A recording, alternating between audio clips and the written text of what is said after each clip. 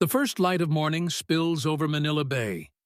Jeepneys rumble awake, vendors set up carts, fishermen pull in their nets, and somewhere between the noise and the calm, a quiet shift is happening. People are arriving, not tourists, not short-term workers. Families, professionals, retirees, investors. From different corners of the world, they are choosing one place to start again. The Philippines. This is not an accident. It's not hype. It's not a trend born on social media alone. It is the result of pressure, opportunity, culture, and timing colliding in one of the most human places in Asia. In recent years, 7 foreign nations have been sending more people, more money, and more attention to the Philippines than ever before. Some come because they are pushed out of their home countries. Others come because they are pulled in by something they can't find elsewhere. Safety, warmth, work, belonging. A second chance. To understand why this is happening, you have to understand the Philippines not just as a country, but as a feeling. This is a nation where strangers still smile at you on the street, where family is not a slogan but a daily practice, where English flows naturally in conversations, classrooms, offices, and markets, where resilience is not romanticized but lived. For many outsiders, the Philippines feels familiar the moment they arrive. That familiarity is powerful. One of the biggest forces driving foreign migration here is the changing global economy. In many developed countries, the cost of living has become unbearable. Rent eats salaries. Healthcare drains savings. Retirement feels like a myth. For people from wealthier nations, the Philippines offers something rare: dignity without constant financial anxiety. A pension that barely survives in Europe or North America can support a comfortable life here. Rent is affordable. Food is accessible. Services are human, not automated. Life slows down just enough to breathe again. But money alone doesn't explain it. The Philippines offers social warmth in a world that feels increasingly cold. In many countries, people are lonely even in crowded cities. In the Philippines, loneliness struggles to survive. Neighbors talk. Communities notice when someone is missing. Celebrations spill into streets. Grief is shared. Joy is multiplied. Foreigners who move here often say the same thing. They feel seen again fit. Another powerful factor is language. English is not a foreign language here. It is woven into daily life. This removes one of the biggest barriers immigrants face anywhere else. People can work, negotiate, joke, argue, and fall in love without constantly translating themselves. This makes the Philippines especially attractive to professionals, entrepreneurs, and remote workers. As the world shifts toward digital work, people are no longer tied to offices in expensive cities. They can choose where they live, and many are choosing places where their income stretches further and their quality of life improves.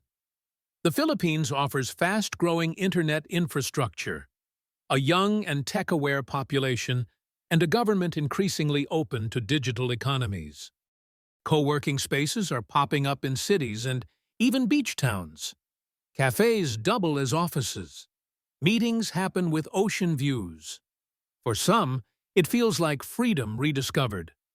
Another reason foreigners are coming is education.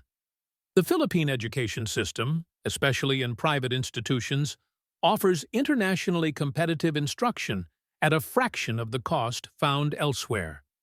Medical schools, nursing programs, aviation training, and maritime education attract students from across Asia, Africa, and the Middle East. Many arrive as students and stay as professionals.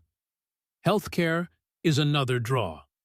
While no system is perfect, the Philippines offers quality private healthcare that is far more affordable than in many Western countries. Doctors speak English. Nurses are globally respected. Medical tourism continues to grow, especially for long-term care and recovery. But beyond systems and services, there is something harder to measure: human connection. In the Philippines, people still make time for each other. A conversation doesn't feel rushed. Help is offered before it's asked for. Humor survives hardship. Faith, in many forms, gives structure and hope to daily life. Foreigners often say they came for the cost of living, but stayed for the people. Of course, not all who come are retirees or digital workers. Some are investors. The Philippines is strategically located, resource-rich, and demographically young. Businesses see opportunity here: manufacturing, renewable energy, agriculture, logistics, and technology services. As global supply chains shift, the Philippines is becoming more important. Ports are expanding. Infrastructure projects are rising. Cities outside Manila are developing fast. Investors don't just bring capital. They bring teams, families, and long-term plans. For many nations facing political instability, conflict, or economic collapse, the Philippines represents stability without isolation. It is neutral enough to feel safe, open enough to feel welcoming, and structured enough to build a future. Climate also plays a role. While the country faces its own environmental challenges, many foreigners prefer tropical warmth to extreme cold or unpredictable seasons. Life here happens outdoors. Beaches are not luxury destinations, they are part of normal life. Children grow up closer to nature. Adults rediscover simplicity. But moving to the Philippines is not a fantasy. Those who stay long-term learn quickly that this country demands respect. Traffic tests patience. Bureaucracy moves slowly. Infrastructure is uneven. Poverty is visible and real. Yet for many, these challenges feel honest rather than hostile. The Philippines does not pretend to be perfect. It invites people to be part of the work of becoming better. Foreigners who succeed here are those who integrate, not dominate. Those who listen, not compare, those who learn local customs, respect traditions, and contribute rather than extract. In return, they are accepted.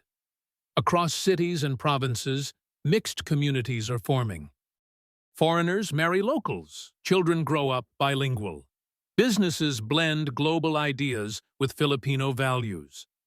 Cultures overlap without erasing each other. This is not colonization. It is convergence. The Philippines has always been a crossroads of history. Influenced by Asia, Europe, and America, it has learned to adapt without losing its soul. That adaptability now makes it attractive in a world searching for balance. As 2026 approaches, the movement is becoming more visible. More visas, more property purchases, more foreign plates on provincial roads, more accents in local cafes. But behind every statistic is a human story. A retiree who wanted peace, a family escaping uncertainty, a student chasing opportunity, an entrepreneur building something new, a person who simply wanted to belong somewhere again. They chose the Philippines not because it is the easiest place to live, but because it is one of the most human. And as the sun sets over islands scattered like stars across the sea, one thing becomes clear. People are not just moving to the Philippines. They're moving toward a different way of living.